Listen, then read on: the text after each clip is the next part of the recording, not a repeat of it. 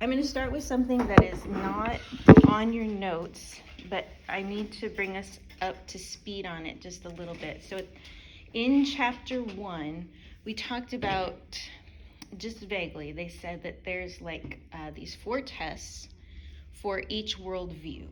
And I haven't hit those, although we've already talked about 3 world. We've talked about worldviews. We're on Marxism. And they are the test of reason, test of the outer world, test of the inner world, and test of the real world. So we're just going to briefly think about this. So what is the test of reason? That's when you look at a worldview and you go, well, can it be logically stated and defended? So when we think about Christianity, can it be logically stated and defended? Yes. Yeah, okay. And we drew a picture, and when you can draw a picture, like there's some connection points. Now, we might not know all the connection points, but we can state it so that it's like, oh, I can get that, okay?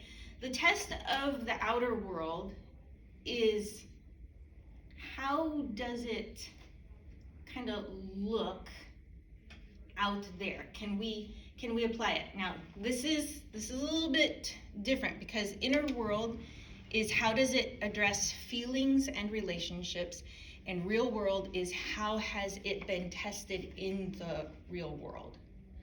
So outer world is like, how does it address what's going on? So, or does it even address? Now, when we think about Christianity, does it address what's going on in the world today? Yes. Okay. Does it address feelings and relationships? Yes. Yes, it does. Have we seen it in the real world? Like, can we go back in history and go, oh, it was right here, and this is how it played out?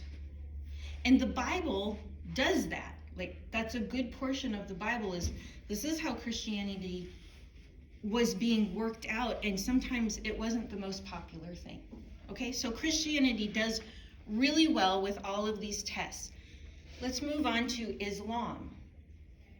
Can Islam be, and we're going to use logically a little loose here, okay? Can it be logically stated and defended? Like, this is the reason for that. What you think? I think so. Okay, would you guys agree? Okay. Now, remember, logically is loose because we kind of like Christianity and we've grown up in Christianity. But we can see, like, oh, they believe in one God, his name is Allah. Muhammad is their main prophet, so they follow him, and we can go, okay, I kind of get that. All right? I just forgot what outer world was. Can you go, or how does it address problems in the real world? How does Islam address problems in our world? Yes.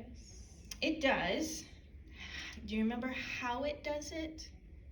If Islam just means submission, how they address real world problems is pretty much to submit to Allah. So with violence a lot of times. And with violence and living out their creed. That's how they do it within the real world. So it takes all the 6 pillars and all of their beliefs, and they just put them into practice, and they keep doing it. Now, we also notice that in the real world there are holes that maybe they're not addressing, because they have this hierarchy of Allah, Muhammad, the Ummah, and then the leaders, and then the men, and then the women, and the children. And that's like, well, what do you do with that? So we would say there might be some holes in there, right? Now, what about relationships? Do they address relationships? Does Islam, not they, does Islam address relationships and emotions and feelings well? or first of all, does it address them? Yes. It's fair to say yes. How does it address them? Well, it addresses them in that how you act is more important than how you feel. Do you remember that from your notes? So outside actions are more important than how you feel. So you can have feelings, and that's totally fine, but how you act is more important. So that's how the Islam addresses the test of the inner world. Now, still addressing it, but it's like maybe not as robust as Christianity, okay? And then what has happened? Has Islam intersected with the real world, and what were the effects of it? Can we go back in history and can we look? Or can we look today? And definitely yes, because a fourth of the world, so 25% of the people that are alive right now live in Muslim countries. And some of them live in Muslim countries that are completely Muslim. And some of them live in Muslim countries that are only partially Muslim. So we can see this playing out. And it's on the news. In fact, when we got out of Afghanistan and how they react and how they treat their people, that is a good picture of Islam, and it's happening today. Okay? So, secularism. Can it be logically stated and defended? I love your face, Sydney. That's great, because going, you can say it, but it doesn't make sense. Which, would you say that? Like, you can say it, but it's like, are you sure about that? Yeah. Okay. Now, one of the ways they get around logic is that if you go to a school, and I can say this because I was in the public school, and I remember a time where they taught creation and then they taught evolution. It was 2 weeks. You got 2 weeks of each. Now, the test was only on evolution. They didn't care about creation. But I remember that in 7th grade. So, whatever age you are. So, I know there was a time where they taught both. But we've been so, and you would say the word indoctrinated, it's been so repeated that evolution is true that that's how they make it logical. Just by saying it over and over and over and over again, you start to think like, oh, that's just the way it is. So that's how they get around logical. But you're right. Sydney's face tells the whole story. You can say it, but it doesn't quite make sense. Okay, how does it address, or first of all, does it address the world that we live in? Yeah, it addresses it. Now, how does it address it? Well, as we saw with secularism, man is the highest form of whatever. He knows everything. He doesn't need anyone, especially God. So man can handle it. That's how they address it. Now, what about relationships and emotions, and how do, well, number one, do they address that? Yep, you have emotions, you have relationships, but do they address it well? Well, you could go, they say that all the evil comes from those people who remind us about Christianity. Which, you can say that, but does that really address your relationships or your problems? No, until you start going, okay, well, how do I... So they have a statement that addresses your inner world, but once again, we go, yeah, it might be not as robust as the other two, okay? And then in the real world, do we see it playing out in the real world? Oh yeah, we do. And would you say overall, because you guys have lived in the world for at least 15 years-ish, right?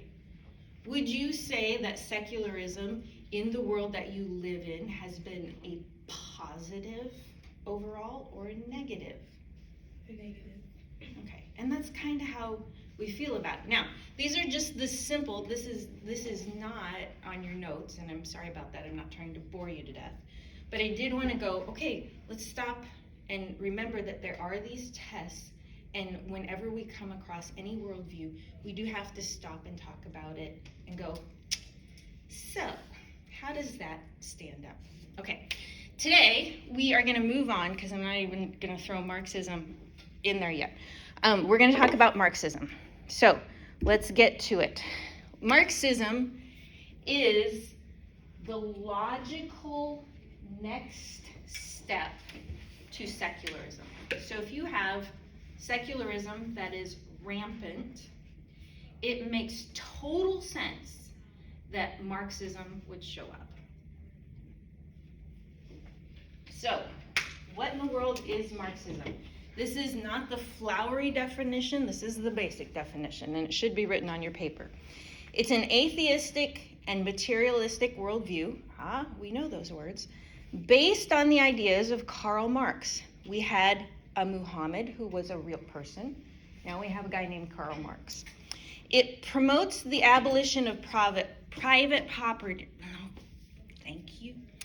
Promotes the abolition of private property, which is really another way to say socialism, and the utopian dream of a communistic state.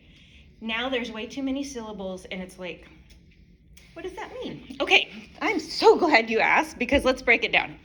Atheistic, we are really familiar with, but Marxism takes it a step further. So atheistic just means a worldview in which there is no deity, divinity, or supernatural. Those are synonyms, okay? Deity, divinity, supernatural, it's all other than human, okay? Normally, it's like God does not exist, or he is irrelevant. He doesn't matter. This should sound familiar. Humans were not created by God. Marxism goes on to say, oh, it is all that, and we've killed God. So their atheistic is not just that God doesn't matter, it's that those who believe in it, we have killed God. Now, you would go, well, that's really dumb because nobody can kill God. And I would say, you are totally right, but can you live as though you've killed God? Yes, you can live as though you've killed him. You take him out of everything and you treat him as an evil. Yes, ma'am. Are you using the Apple TV? I am. Okay. Do you know how to plug in the Roku's at all? Like get the internet? No. No, I don't. I'm sorry. That's all right. Thank you. So let's go on to materialistic. So atheistic, we've just gone another step. Humans have killed God. Materialistic, we know what this means too. It's a worldview in which everything can be reduced to matter.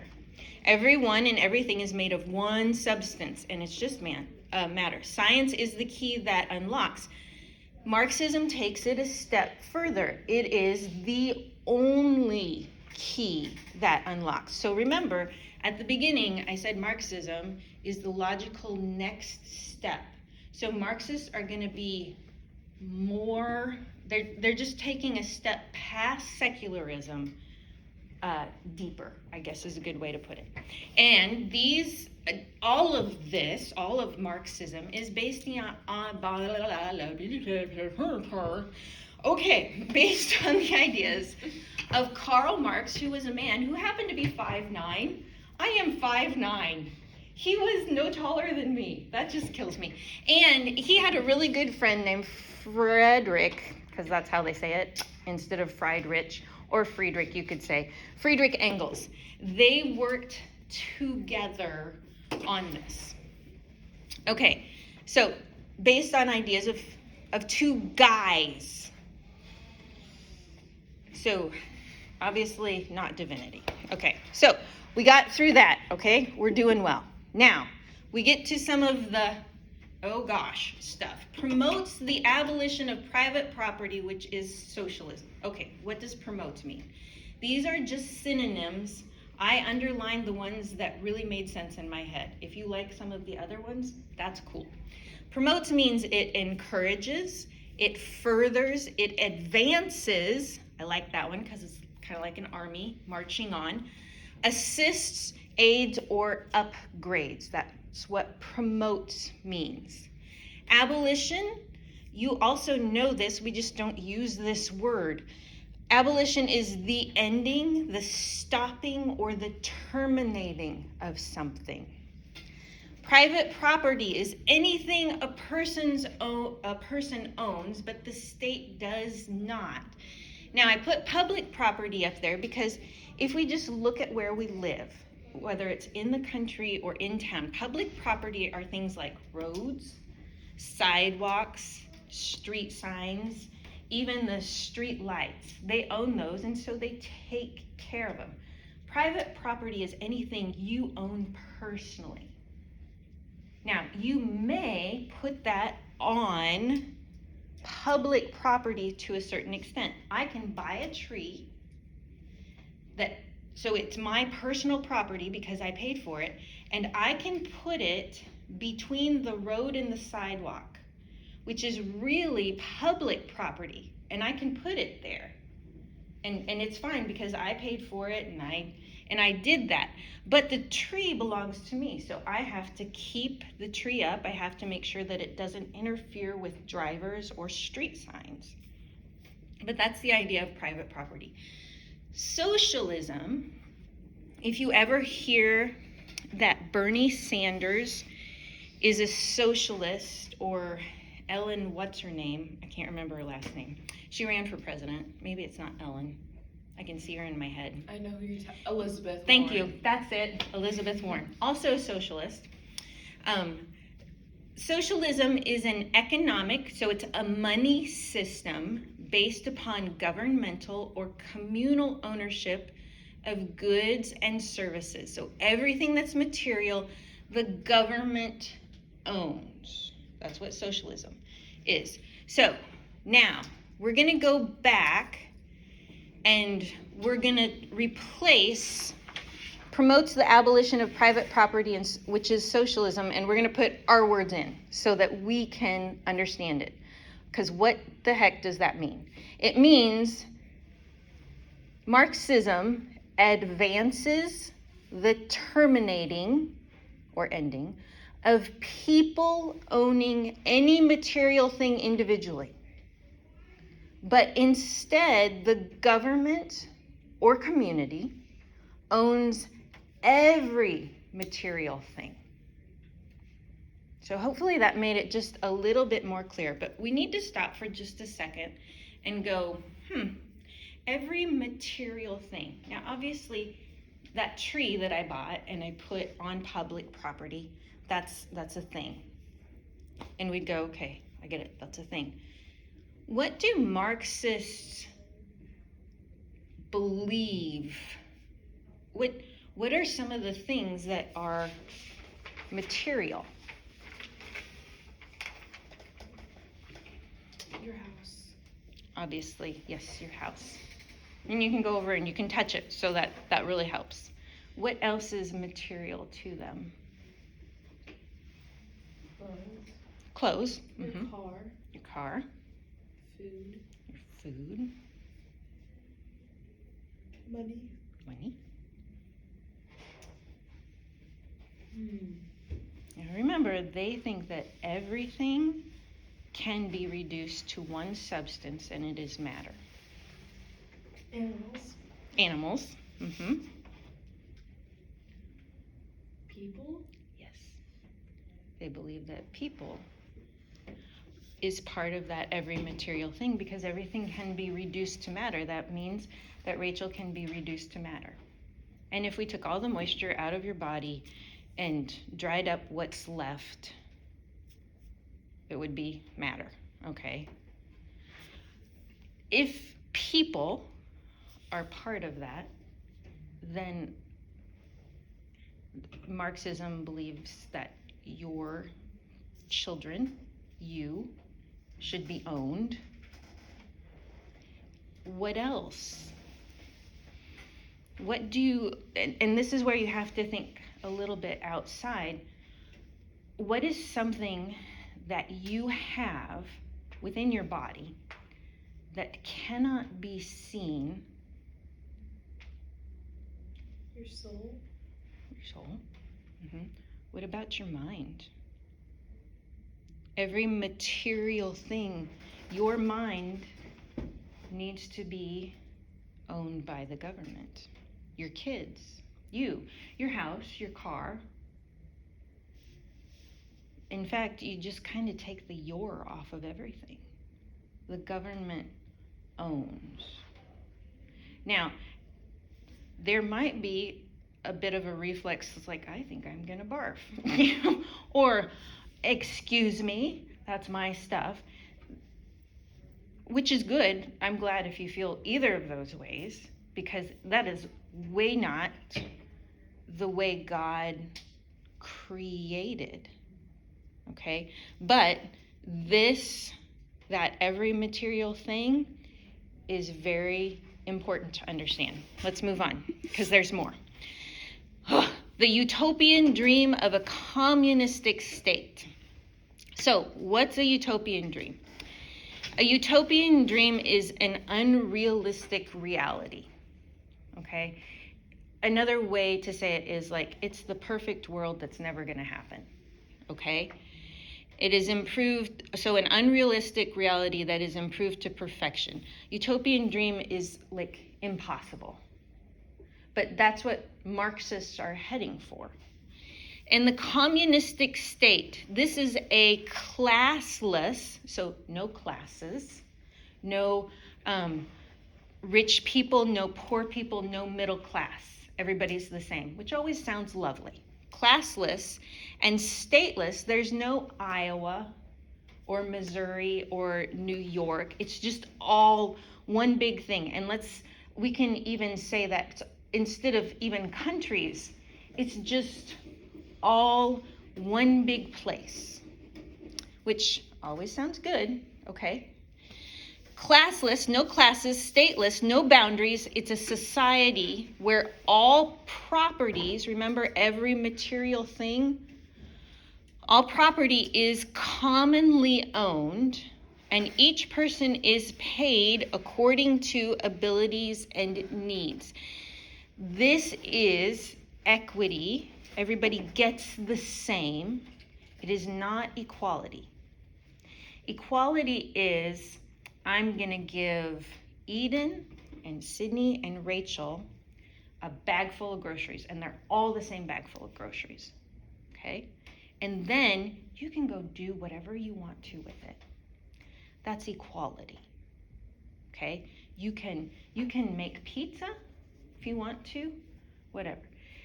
Equity is you get the bag of groceries and you're told what to do, and you are limited to that only.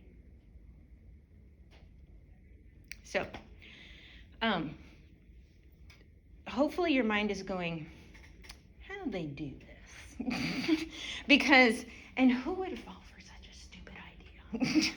Hopefully you're saying that part of that is your American attitude, which is still a good thing. But we're going to stop for the picture.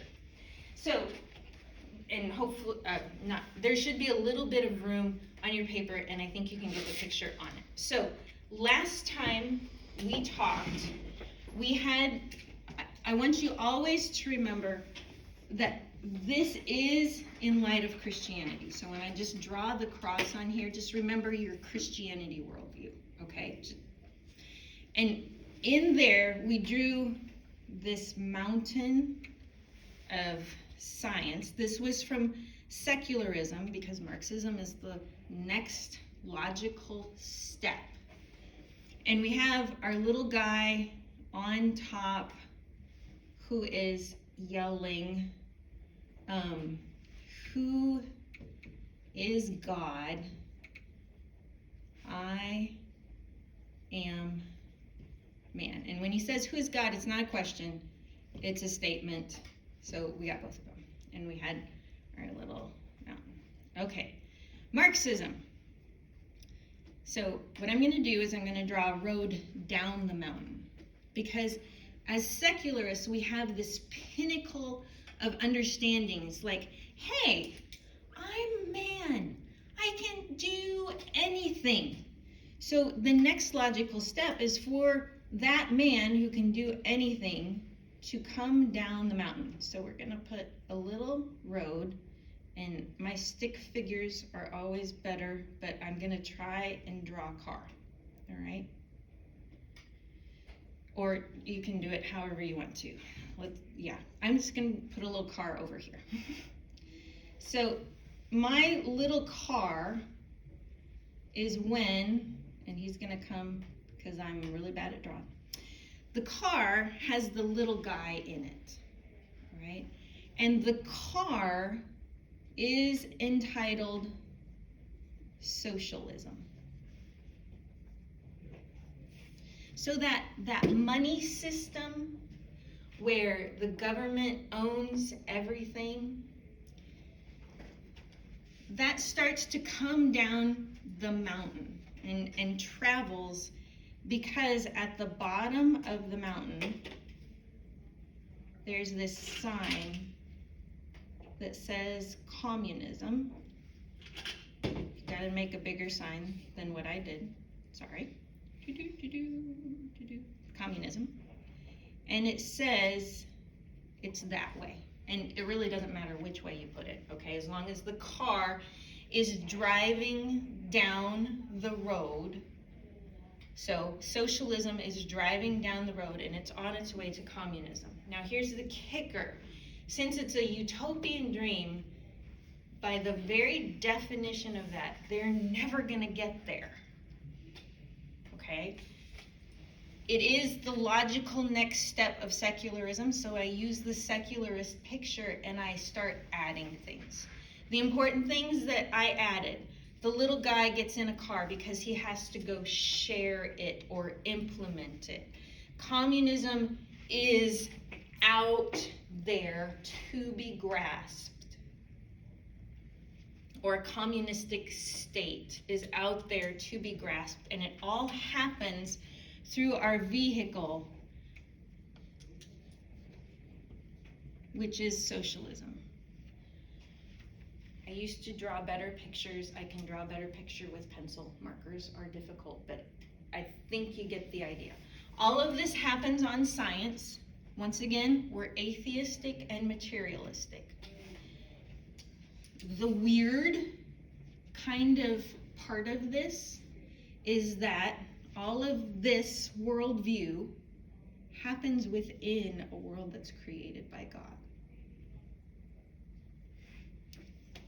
So they use all the stuff that God created.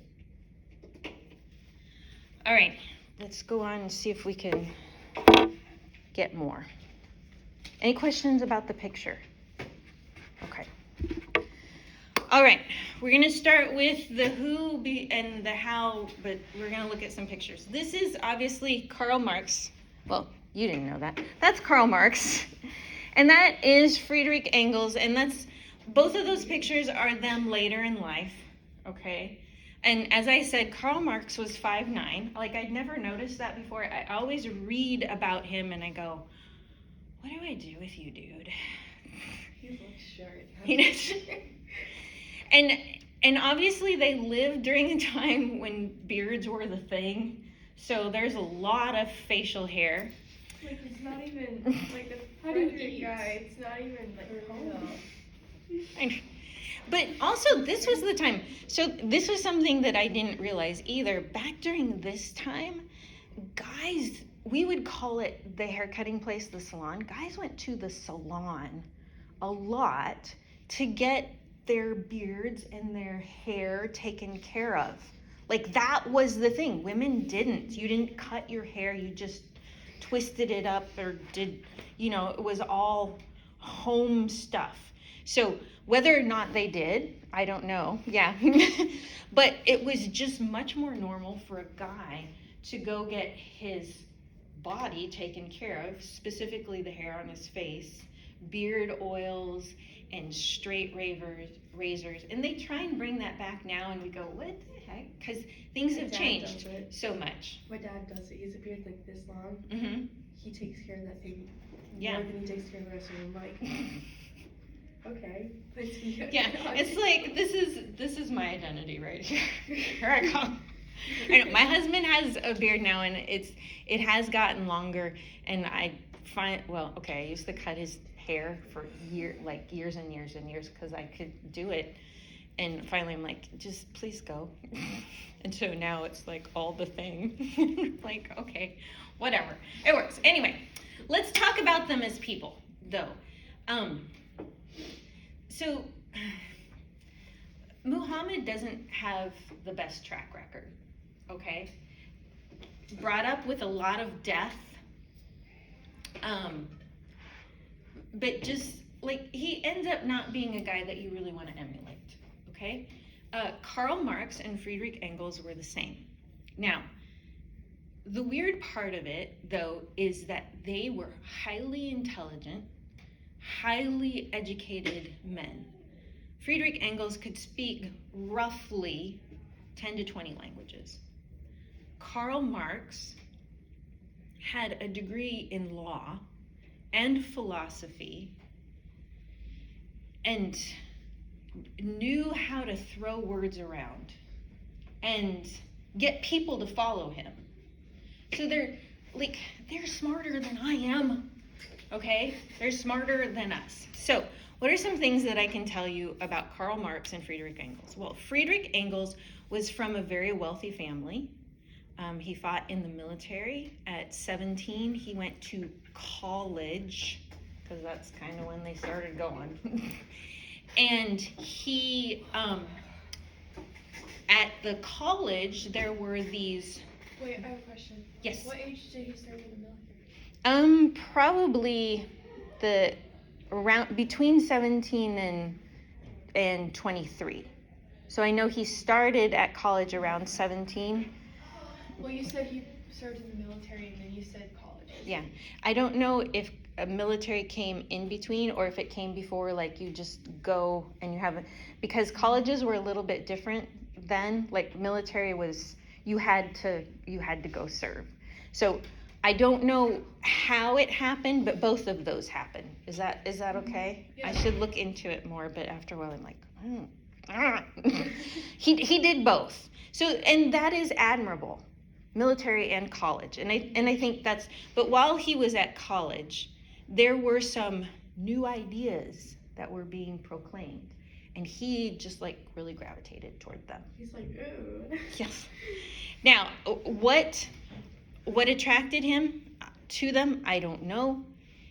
His parents were a little, maybe we could go with the word upset, because he kept gravitating towards these, and they wanted him to come work at the family business. So they allowed him his time to understand those, and then later on, after college, he did work for his parents. And as I said, they were wealthy, and they wanted him to take charge of something, do something with his life. And that's what he did. He is famous for parties, though. And reading some of the excerpts, they said that he loved a fun party, and his idea of a fun party was that you stay until 2 or 3 in the morning. Don't go anywhere. Okay, I don't know what happened. Oh.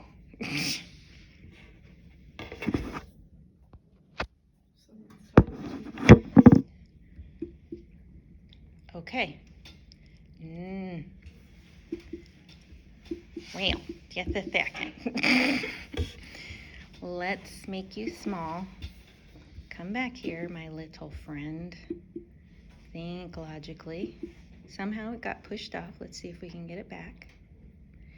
And I'll try and talk. Anyway, he liked parties, also very intelligent. He worked really hard during the day, and he had like this second life at night where he would promote Oh, okay. He would promote the ideas of Marxists, okay, when he got, okay, and I'm totally flustered now. But anyway, so you can take from that whatever you want to. Karl Marx got married fairly early in life. They had 7 kids. Only 3 of them made it to adulthood. And all of his daughters, their names started with Jenny because the mom's name was Jenny. So it was Jenny Elvin, Jenny all of them.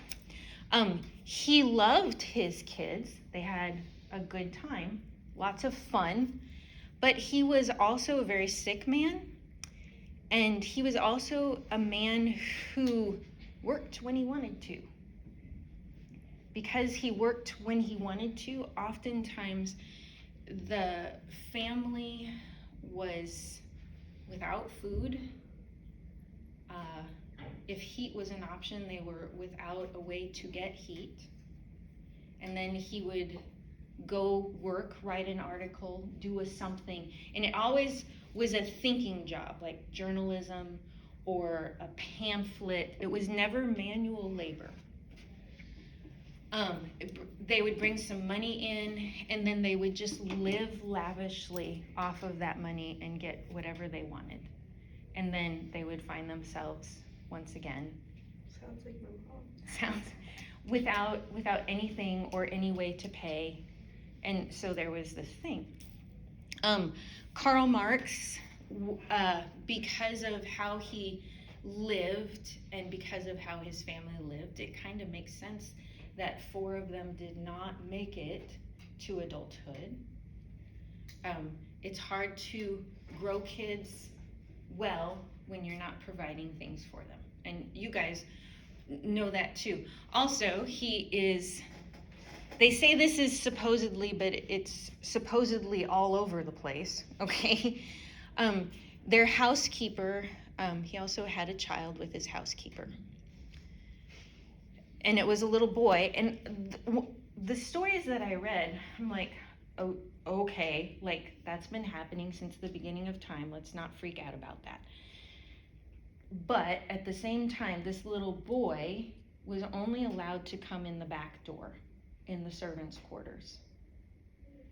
And I'm like, okay, there's just a lot of things I don't like about this. So when I deal with Karl Marx and Friedrich Engels, they were brilliant, they were well educated, they had access to money, and often Karl Marx would go to Friedrich Engels to get his money when he didn't want to work. And yet, let's just go with not honorable people, all right? I don't want to turn into them. All right, let's move on because we could say a lot and I still don't know what to say. Okay, turn the page. There we go. All right, so who are the who? Obviously, Karl Marx and Friedrich Engels are important because they kind of wrote it. But within the worldview, there is the working class. This is known as the proletariat. And there are the business owners. They are called the bourgeoisie. And that's just a fun word to whip out. Okay? Bourgeoisie. It's kind of where we get bougie from. Ooh, you got the bougie car? All right? Bourgeoisie. It has a history. And then this equalizer that I have thrown in, most books will not say equalizer, but there is always the government that has to play a role in this worldview. Now, how is Marxism accomplished? It's all through revolution. And when I say revolution, I do mean revolt. I mean fight, war, okay? What do they have to overthrow? They have to overthrow the economic system, which really means we overthrow capitalism, which is how we do things. Economic system, just fancy for money system. Overthrow that. Why do we overthrow that? Poor people are poor because rich people are rich. Gee, this should sound familiar. Number 2, we must overthrow the government as it is right now and install the equalizer. The equalizer is the new government obviously enlightened. Why do we have to overthrow the current government? Because the rich people control the government right now. And obviously the equalizer that we put in play will be better. Then you have to overthrow religion. Well, why? Because the church keeps people from revolting. How do they do that? By focusing on the next world. It is evil to defer gratification and plan for the future. That's what they believe. And lastly, you have to overthrow the family. Well, why do you have to overthrow the family? Because parents are too much of an influence on their kids. So the family must be broken apart. How are you going to do that? Through the public education system. Yeah, exactly. So those are the 4 places you have to overthrow: proletariat, bourgeoisie, and I put in the equalizer, the new government. That's not the same as the old government that's already in play. Just keep those. Now, how do we do this? What are the beliefs? Well, obviously we've already talked about no God. If there's no God, there's no sin and no mercy. And we go, okay. But they don't just wipe out sin and or mercy. They do wipe out mercy, but they don't wipe out sin. Because there is a right and wrong. But right and wrong are based on the proletariat morality. Remember, the proletariat is the working class. The bourgeoisie is the business owners. So proletariat morality involves 3 things, and they all have little stars by them. The first thing is whatever advances the proletariat is morally good, and whatever hinders it is morally evil. So if taking other people's stuff will advance the proletariat, then it is good, and not taking it is evil. If killing someone advances the proletariat, then it is good, and not killing them is evil. Also, there's no salvation for the bourgeoisie. There's no way they can change and become part of the proletariat in any way, shape, or form. There is no redemption for them. They must be annihilated. And the third part of proletariat morality is the proletariat are purified by their sufferings because they have lived under the bourgeoisie. Because they suffered, they're purified, and they are only capable of making good decisions. They can't be wrong. All they need is to be liberated. Okay, that's all proletariat morality. That is their right and wrong that they live by. Then there's this, we get into some really fancy things called economic determinism and dialectical materialism.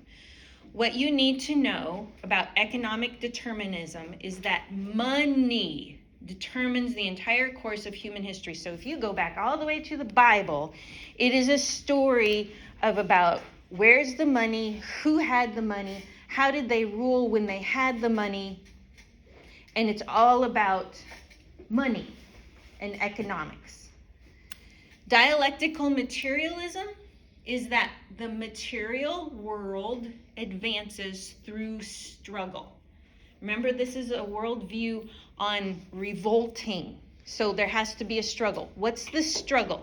The struggle happens between the thesis, the antithesis, and from that you get the synthesis.